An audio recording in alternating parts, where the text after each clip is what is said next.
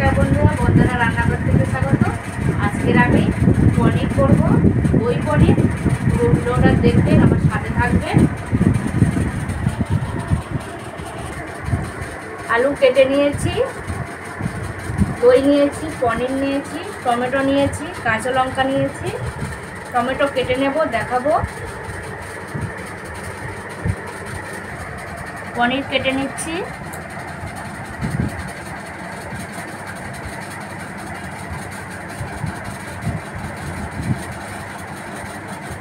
ছোটো ছোটো করে কেটে নিচ্ছি। পনির কেটে নিয়েছি, টমেটো ঘষে নিয়েছি, আদা ঘষে নিয়েছি। পনির ভেজে নেব, দেখাবো। গ্যাস ধরিয়ে নিয়েছি, কড়া বসিয়ে দিলাম। সরষের তেল দেব, পনির ভেজে নেব। পনির ভেজে নিচ্ছি।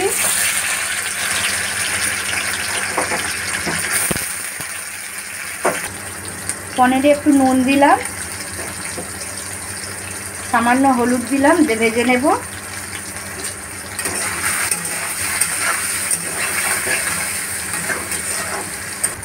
পনির ভাজা হয়ে গেছে, হালকা করে ভেজে নিয়েছি, তুলে নিচ্ছি।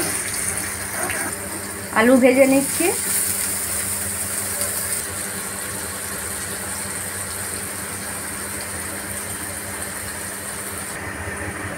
আলু ভাজা হয়ে গেছে, তুলে নিচ্ছি। ফোড়নে তেজপাতা দিলাম, শুকনো লঙ্কা দিলাম, গরম মশলা দিলাম,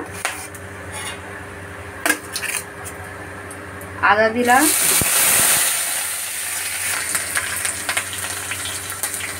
টমেটো দিলাম,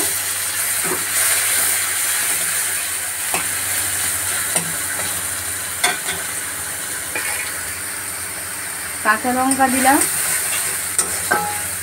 দিয়ে ভালো করে মশলা নাড়াচাড়া করে নেব।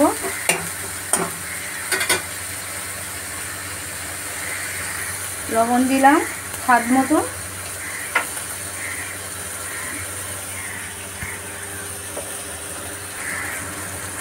হলুদ দিলাম, গুঁড়ো লঙ্কা দিলাম, জিরে গুঁড়ো দিলাম। ভালো করে নাড়াচাড়া করে নিচ্ছি।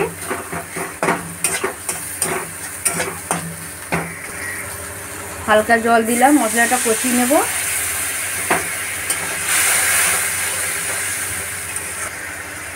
মশলা আমার হয়ে গেছে, সাইডে দেখুন তেল বেরিয়ে গেছে।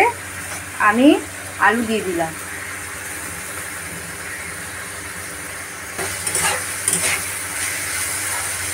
ভালো করে মশলাটা আলুর সাথে কষিয়ে নেব। দই ফেটে নিচ্ছি ভালো করে গ্লাসের মধ্যে। মশলা আলু কষানো হয়ে গেছে, জল দিয়ে দিলাম।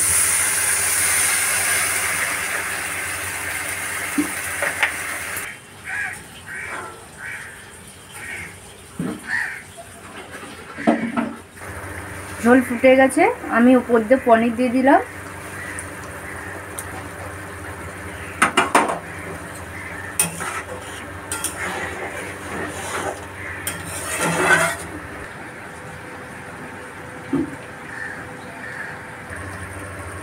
একটু ঢাকা দিয়ে দিলাম।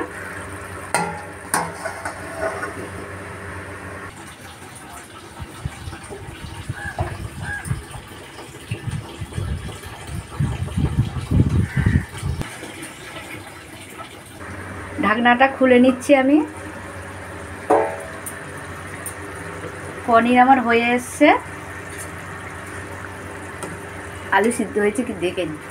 হ্যাঁ, আলু সিদ্ধ হয়ে গেছে। গরম মশলা দিলাম ওপর দিয়ে। হয়ে গেছে, পনির রান্না হয়ে গেছে। দই দিয়ে দিলাম ওপর দিয়ে।